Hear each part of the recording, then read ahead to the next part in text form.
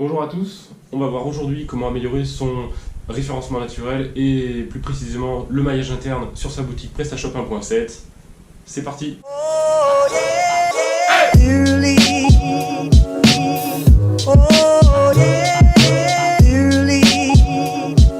Sur PrestaShop 1.7 et précisément sur une fiche produit. Aujourd'hui, on va se concentrer sur un point d'amélioration du référencement, à savoir le maillage interne de votre site. Donc c'est, pour résumer, tous les liens que vous allez faire entre les différentes pages de votre site web. Par défaut, PrestaShop en propose. Par exemple, ici, vous avez notamment la possibilité de naviguer à travers votre menu entre les différentes catégories de votre site. Ici, vous avez le fil d'Ariane qui va vous permettre notamment de naviguer entre les différentes catégories et sous-catégories.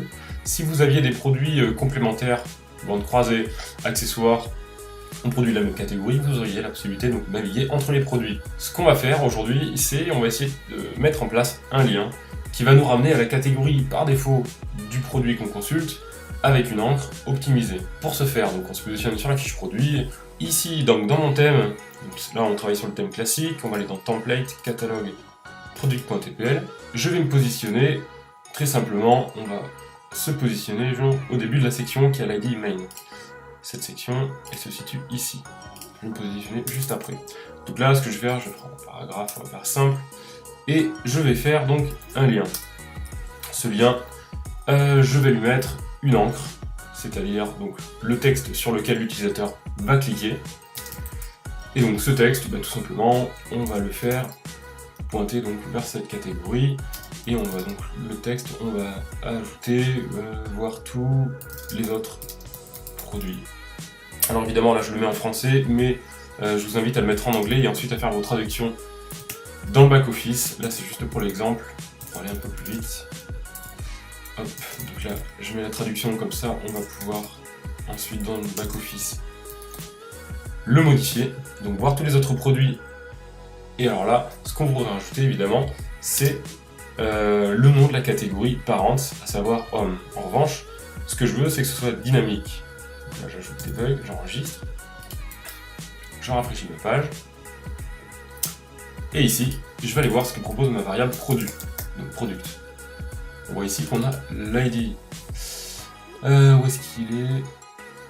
Hop, si on regarde bien, on devrait avoir l'ID, voilà, l'ID catégorie default, qui va nous être intéressante.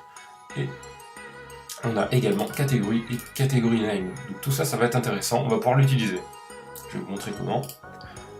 Si je veux rajouter par exemple le nom de ma catégorie sur laquelle les gens vont cliquer, donc là tout simplement, je vais rajouter donc, la variable product, et on va rajouter donc le nom de cette catégorie, c'est catégorie name. Donc là je le prends, hop, je colle. Voyons voir déjà ce que ça donne tout ça, si je le rafraîchis. Ici on voit bien qu'on a un lien, qui est vide forcément, parce que j'ai pas mis de lien, qui s'appelle donc voir tous les autres produits hommes. Donc là déjà on a quelque chose d'un peu plus intéressant qu'un retour vers la catégorie par exemple. Ensuite on va rajouter le lien. Donc là le lien, même chose, on va rajouter les variables. Donc la classe link nous propose une méthode qui est donc get catégorie link. Si j'ai pas fait de faute de frappe. Voilà, get catégorie link. Ce qu'on va devoir insérer ici, donc c'est l'ID de la catégorie vers laquelle on veut faire pointer le lien. Et donc ça, on a l'information, ici toujours dans le debug. Si je regarde, ici, ID catégorie default, la 4. Donc là, je vais insérer cette variable, donc c'est product toujours, point ID catégorie default.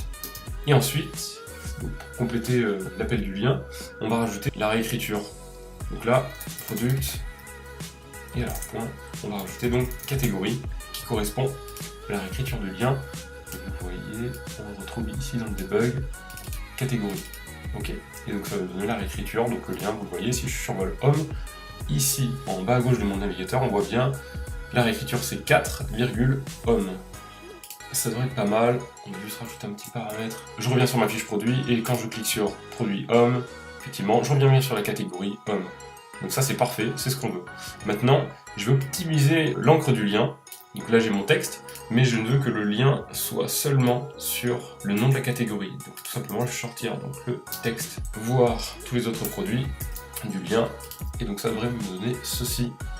On a bien ma petite phrase d'accroche, le lien seulement sur le nom des produits au final. Donc ça pourrait être t-shirt homme par exemple, ça serait beaucoup plus explicite.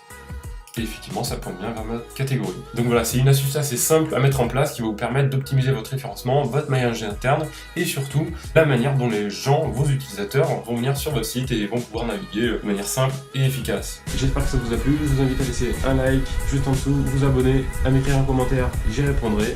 Et moi, je vous dis à très bientôt. Ciao!